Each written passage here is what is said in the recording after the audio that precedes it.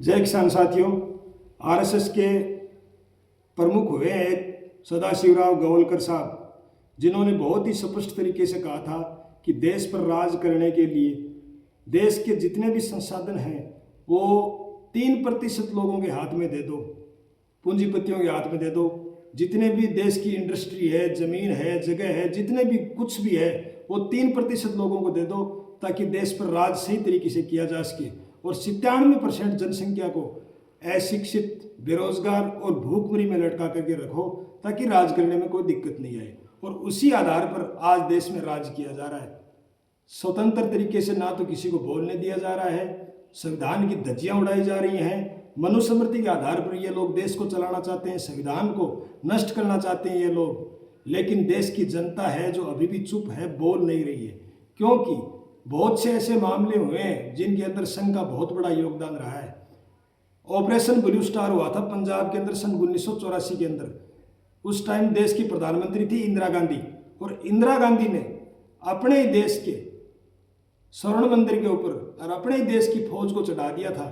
लेकिन इंदिरा गांधी को प्रेशराइज करने में कहते हैं अटल बिहारी वाजपेयी, लाल कृष्ण आडवाणी और संघ के और भाजपा के बहुत बड़े बड़े नेता थे, जिन्होंने बहुत ही आंदोलन किए, उन्होंने यात्राएं की गुरुद्वारे पर अटैक करने के लिए। जबकि उन सरदारों ने हमेशा ही अपने खून से इस देश की धरती को सींचा है, और पंजाब देश का ताज होता था। जितने भी आक्रांता आते और जाते, सबसे ज़्यादा बलिदान और शहादत यदि किसी ने दिए तो पंजाबी लोगों ने दिए। इस देश के जितने भी आज़ादी के अंदर जितने शहीद हुए हैं उनमें 99% पंजाबी हुए हैं। सबसे बड़ा योगदान पंजाबी लोगों का हुआ है, जिन्होंने जनरल डायर जैसे लोगों को मारने के लिए, उधम सिंह जैसे वीरों ने विदेश की धरती पर भी उनको मार के आए थे।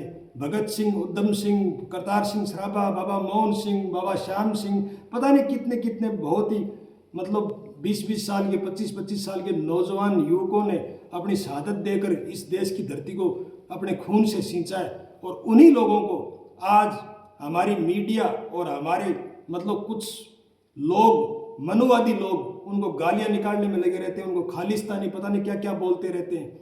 और भाइयों, ये सिर्फ एक षड्यंत्र है। खालिस्तान के नाम से जानबूझ के मुद्दा बनाया जाता है ताकि लोगों को डिस्टर्ब किया जा सके, लोगों को बदनाम किया जा सके, पंजाब को अस्थिर किया जा सके, ताकि लोग अपने हक और अधिकार ना मांग सकें। हरियाणा और पंजाब दो ऐसी धरती है, बगावती धरती है, इनके खून में बगावत है।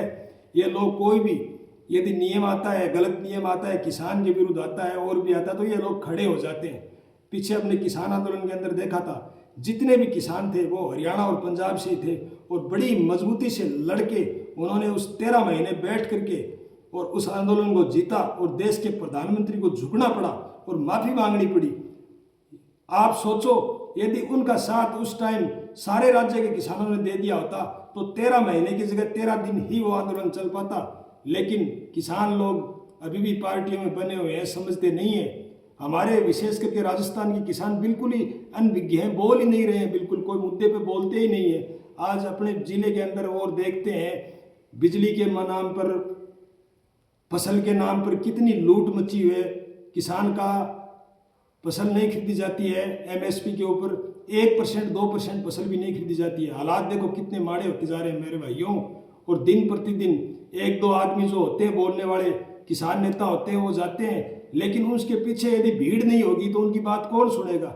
इसलिए अपने क्षेत्र के जितने भी किसान लीडर हैं वो अपनी मांग उठाएं तो उनका साथ दो मेरे भाइयों। जय किसान साथियों।